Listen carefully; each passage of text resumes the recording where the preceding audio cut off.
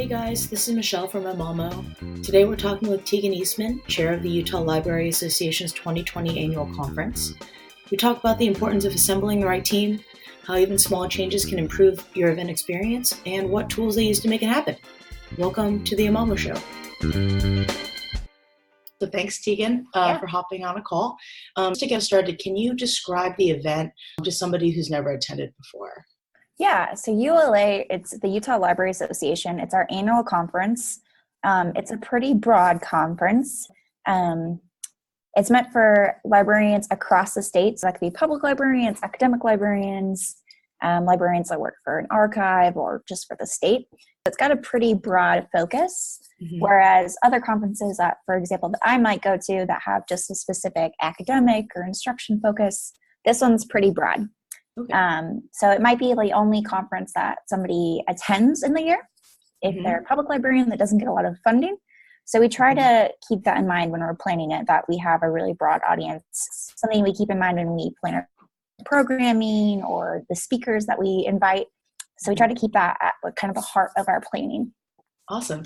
You went over this a little bit, but what is kind of the goal of the conference? Is it to provide education or kind of what does that look like? So I think it's kind of two-pronged. So I think it's a networking opportunity, so a chance for everybody to get together. So it's a 3-day event, pre-conferences, and then 2 days of like a general conference.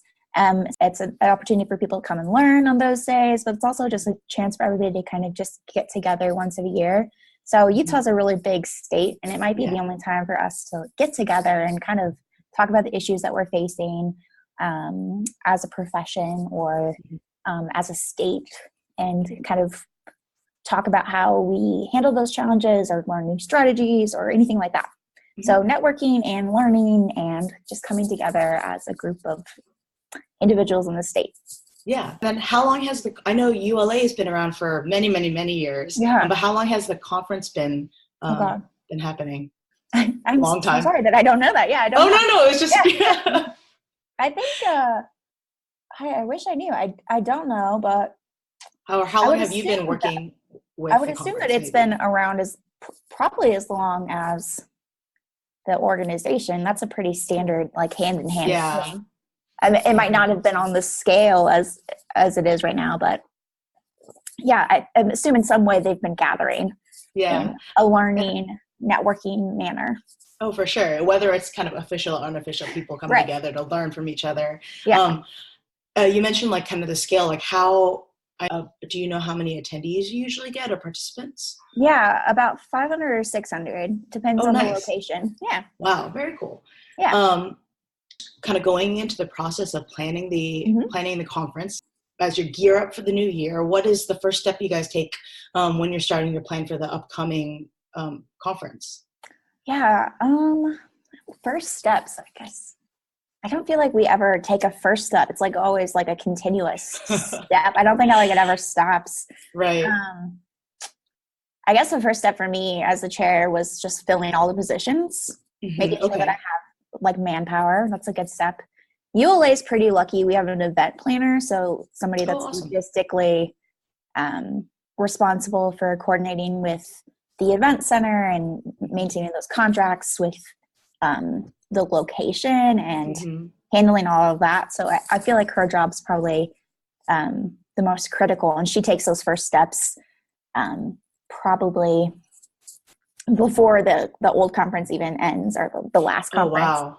Yeah. So you're right. There's no break really. You just kind of keep going. Like we already have the next locations already lined up for the next couple of conferences, like and contracts for those signed. So I don't feel like it ever really ends or begins. Right. It's just this process continuing. Okay. It's a continuum of things. Yeah.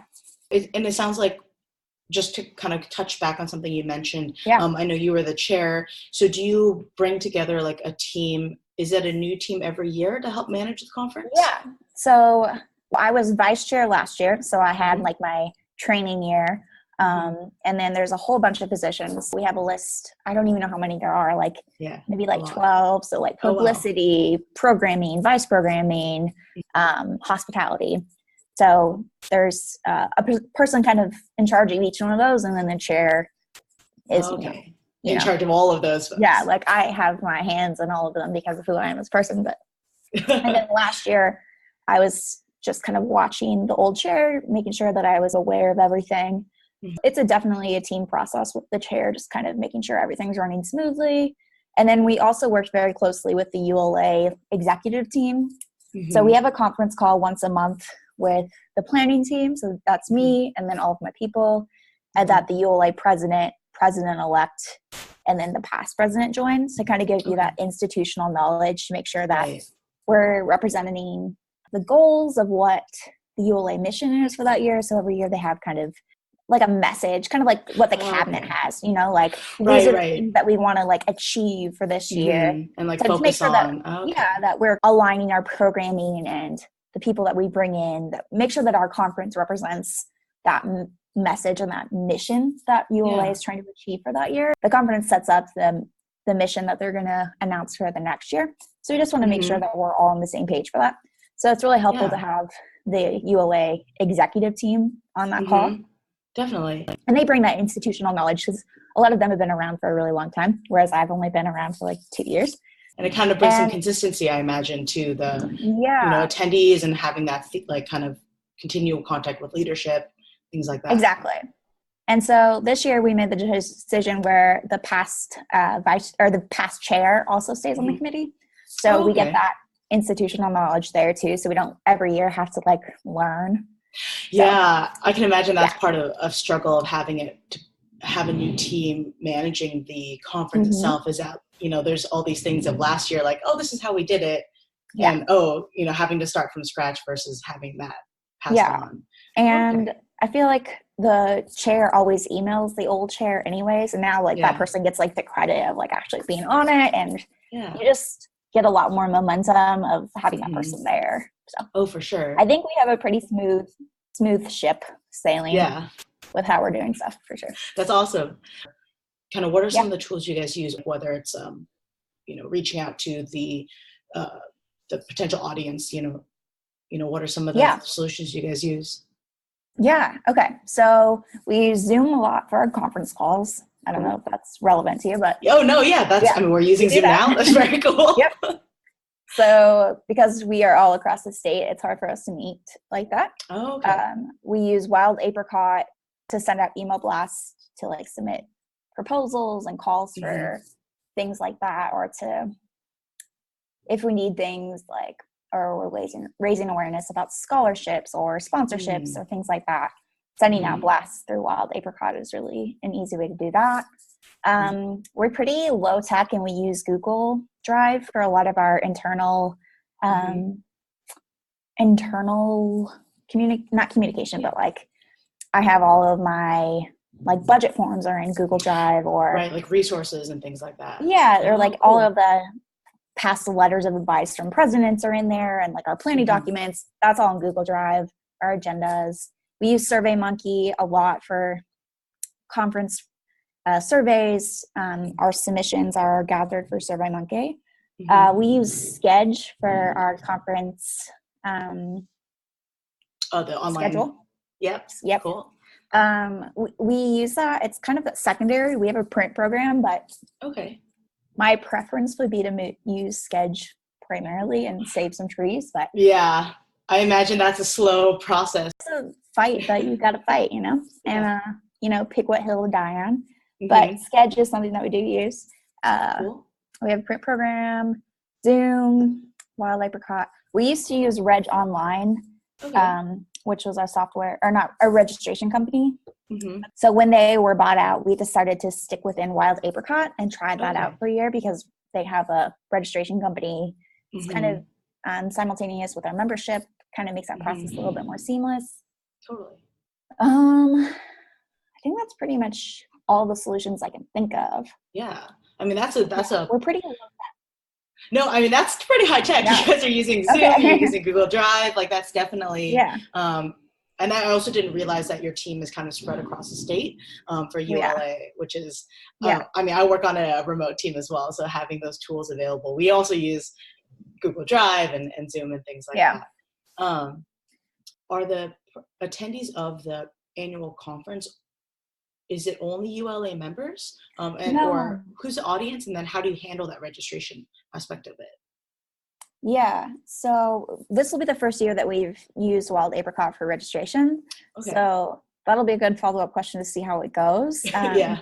I think we give a discount for people that are members. Mm-hmm.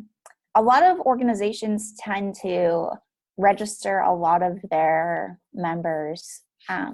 Like everybody that works for Salt Lake County Libraries is a member of ULA. Oh, I see. So a lot of people just kind of have a membership already. I'd say probably like 80% of the people that come to ULA are members. Mm-hmm. It's just, if you're going to be a part of anything and you can't afford to be a part of anything else, ULA is that conference you go to in the state, especially if you're at a small, really regional library. This is probably the only conference you can go to, right? You can't afford to go to the American Library Association because your library's not going to pay for that, but they probably pay for you to go to ULA. Okay, but not you don't have to be a member to attend. You don't have to be, but the membership fee, it's like $20. It's not that bad. Yeah, it's like you might as well be part of that community. Yeah, and there's a few perks that you get. It's just there's not a lot of barriers to it. We try to keep that really low, and then you get the lower admission to it. So kind of worth it for sure. I'm not one that joins things a lot. Yeah. So, yeah. But this one's definitely worth it. Awesome. Yeah. Cool. So you guys are this coming year for 2020 using Wild Apricot for registration. And that's the first time. Cool. Okay. Well, I will definitely follow up in the summer, see how it goes. It's always exciting. And kind of scary to try something new, because you have to integrate when you're in charge. Yeah, you're in charge. You gotta manage that for sure. Well, I'm looking forward to following up and checking on just see how it goes. We talked about registration. As far as the actual content itself, I know just like looking at this past year's conference, there's a mix of, it looks like keynotes and kind of workshops or how do you guys just determine that schedule and programming? Yeah, so we solicit proposals in October. So we're doing that right now. And then in November and December, we have our conference team and then our ULA board look it over. So our board is made up of a bunch of roundtable individuals. So that would be people, we have a bunch of, how do I describe roundtables? So there are different sects of areas of librarianship. So like youth services, diversity services, academic librarians, or special collections. So they all have a round table, and they're all a part of the Utah Library Board. So all of those roundtable leaders come to this big meeting in December, and we all vote on the programs that we would like to see. So we take all of the submissions that we've received, we rank them, and then we take the final 60 or so and turn that into our program. So it's a little bit about what we receive, but then ultimately those roundtables and then the conference board kind of craft that together. So we rank things. And then obviously right now we're kind of looking at those and seeing, hey, we're not getting a lot of X and we're trying to solicit more of those. So I just emailed our diversity roundtable and I was like, hey, you should send out a message to your people. We're not getting a lot of topics on this, and that's something we'd really like to see. So we can kind of craft that as we go, but obviously we're only as good as what we get. Right. But, we try to make sure that the roundtables have a say in the final thing that we. Oh, got it. Right. So you have a big pool of content, and then hopefully, you guys kind of determine like, we have some representation across the board. Yeah. Oh, very cool. And then the roundtables can go back to their people and say, hey, we had a say in this. This is what we had to work with. We voted on this. So it's kind of like a democracy in a way. Yeah, that's really awesome. So let's say, kind of digging into that a little more, let's say you've got this pool, you've spoken with the roundtables, maybe it's January of this coming year. Like at what point and what does it look like when you start having to nail down the final program of, hey, this is the keynote at 8 a.m. and that kind of thing? Okay. So keynotes are a little bit different. So keynotes are people, so I guess keynotes are in a separate pool. So the thing that we do with the roundtables and the conference people, those are our 20-minute and our 50-minute sessions and our pre-conferences. The keynotes, we solicit, the president of ULA gets to pick those. Oh, cool. Okay. So we pick an author speaker for lunch. So that's usually a Utah author, usually a young adult author, because that seems to be who lives in Utah. And then we pick 2 other keynote speakers for Thursday and Friday. And then the president of ULA picks those kind of based on that mission for the year. Right. That makes sense. Yeah, the keynotes are more selected rather than, they're self-submitted. Yeah. No, but also that's fairly common, I expect. Yeah. Kind of those high profile, flagship events for that. Right. And you have to pay those people. So you kind of have to work with like who you can get within your budget. So if they asked for like Barack Obama, we would have to be like, well, that's great, but we can't afford it. Like, absolutely not. Barack, right? How does your team like actually put together the schedule of, oh, we're going to throw this workshop in at this time? That's a good question. Is it a fishbowl and a fingers crossed or? Yeah. So we have a programming chair and vice chair, and they are magical at that. I have no idea. I once saw the spreadsheet that they had to work with on that, and there was magical formulas and things. Whoa. And there were a lot of colors, and there were like 16,000 different like sheets at the bottom. Oh gosh. And I immediately closed it because it gave me anxiety.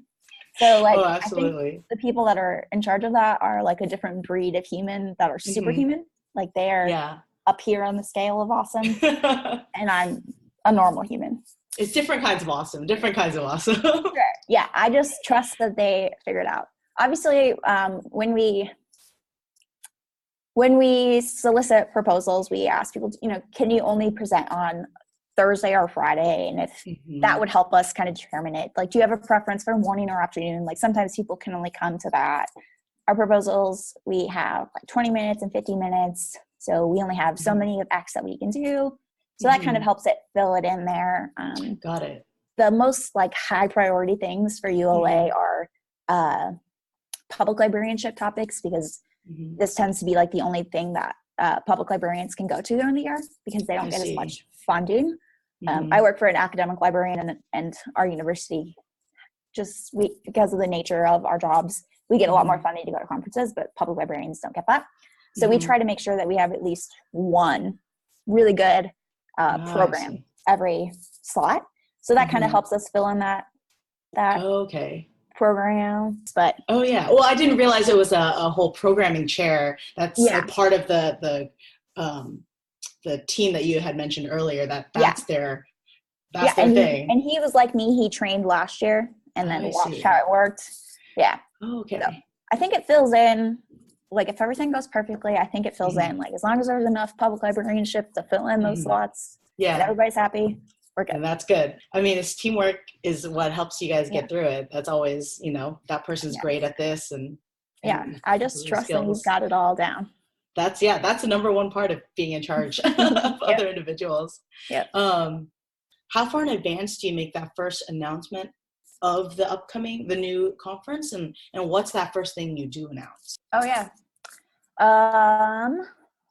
That's a good question. I guess I should think about that. We always talk about it at the conference, like that last day, like next year, look forward to ULA in Sandy, Utah. Right, because you have the location already. Yeah, we already have it booked. The location and dates. Yep, we have locations and dates, and we have that for like 5 years in advance. So I know we're super tight pay. That's definitely the first thing you guys know. Wow.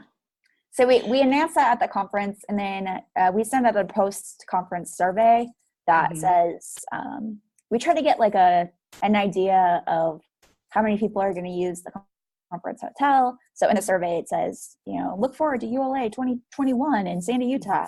Would you be interested in the conference hotel? So that's like an announcement there, and then we have it up on the website. Okay. So it's kind of like a soft launch, and then starting in like August, September, we start pushing it out on social media a little bit more, saying look forward to, save the date, kind of like a wedding announcement. Right, because if you guys already know the date and location, you can, even like you were saying, this continual process, you can share that right away and get on folks' calendars. Yeah, I like that we have it. Like we, like we said, we have that event planner. So she is really, we can't take credit for that. Like she's great at on top of that. Yeah. Amazing. What does day one of the conference look like for your team? People are here and all of that. Yeah. So that's pre-conferences. So that's pretty logistically easy. You're making sure that, everything's working smoothly in the center. Like you got all the signs up that say where the rooms are and like all of the ULA signage is up. You make sure that the conference Wi-Fi is working. You get registration booth up and going. Make sure that you have all of the stuff that you need there. And our event manager is really good at that. She prints off all of our names and tags and everything. So you make sure that is good because that's most important. And then you make sure that your keynotes are getting into town okay. Yeah. That's important. Oh, right. Managing talent. Yeah. I guess you make sure you have thank you notes for everybody. I remember that was a really big deal. Thank you notes, apparently. Is it thank you notes for speakers or for your own team? Speakers, the team, sponsors. Oh, wow. We have a lot of sponsors for stuff. Okay. And then on the first day of the conference, we have exhibitors come and set up. So we got to make sure that they're doing okay. They always have like a lot of questions. And that's pretty much it. Like it's pretty much at that point, like things are like it's a finely tuned ship, right? Like, you just make sure everything is where it needs to be. Right. You kind of already have done all the planning and preparation. Yeah. So like, day one is more checking off. Yeah. You just make, print programs, they need to be here. This needs to be there. So if something isn't done, there's nothing you can do about it, right? Like, yeah, this is it. Like, people are walking through the door. Yeah. Oh, okay. It's actually much calmer than I had imagined day one would be. Yeah. I went there expecting to like have to do a whole lot, and they were like, "No, it's fine." I was like, just things are going. Yeah. And then day two is a little bit busier because there's more people. You gotta make sure like lunches go okay. But like I feel like at the thing, that's because you have the event planner there. And right. That's her, like, that is like her church. Like things are like, you don't mess with her zone. Like she's got it. That's amazing. Yeah. And so like, that's awesome to hear that you have teams with such specific roles and they all kind of come into, this is their time to shine. They work on this and it kind of back into the whole process. Yeah. And I hope it goes out smoothly again this year. Like, don't like, no, knock on wood. It's going to be good. And it definitely sounds like you guys have a very well thought out process. You guys have been, following for a while. Yeah. And this maybe you could better speak to this past event, which had just happened. But, once the event is done and your team gets a chance to like gather together, like how do you guys determine after it's done, like whether it's a success or not? Or is it everything went off, that's a success? Kind of like, what does that look like to you? Yeah. So before the conference happens, at our last kind of the planning meeting, we go over our survey that we're going to send out after the conference. So we develop those questions together, and a lot of them are pretty standard, like survey questions that we would send out after the conference. But we develop those together, make sure we know what are we assessing, what do we want to learn from this, and what do we want to look at to target for like improvements. So we talk about that together, which I really like. And then after the conference, after we get that data, we meet as a group and go over that and talk about that, which is amazing. And then the new committee meets, and then we all go over that old data and then come up with goals for the new year. So we say, okay, this didn't work. This did work.